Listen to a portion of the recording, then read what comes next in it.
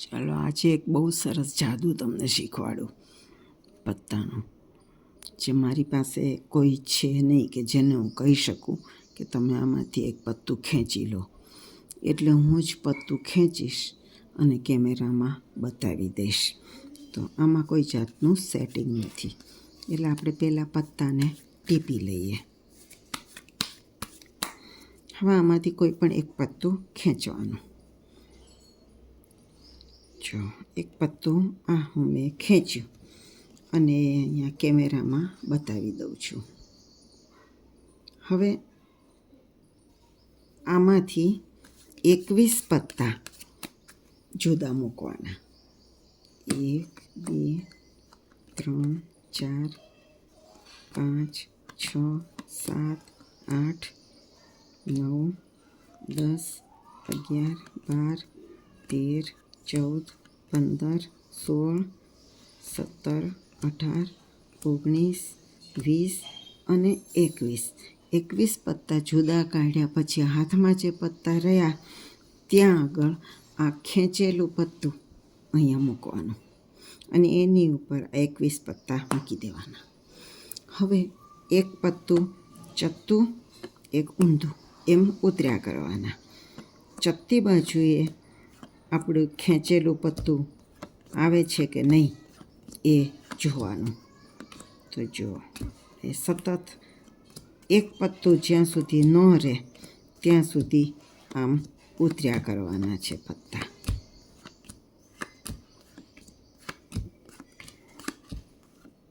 જો કોઈ જગ્યાએ અહીંયા ચત્તી બાજુએ આપણે ખેંચેલું પત્તું આવવાનું નહીં.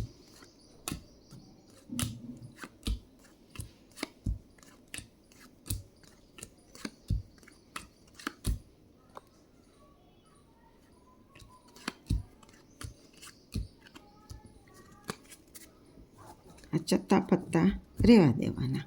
ફરી પાછું એક ચત્તું એક ઊંધું, ચત્તું એક ઊંધું.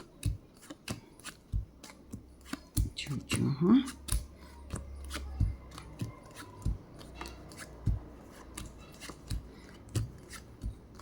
જો આમાં કોઈ જગ્યાએ આપણે જે પત્તું ખેંચ્યું હતું લાલનો બાદશાહ એ ચત્તી બાજુએ આવશે નહીં. આ જાદુગરે એ પત્તું જોવાનું ન હોય, પણ અત્યારે કોઈ બીજું છે જ નહીં અહીંયા, એટલે મારે ફરજિયાત એ પત્તું જોવું પડ્યું, કારણ કે તો જ હું જોઈ શકું કે આમાં એ પત્તું નથી આવતું.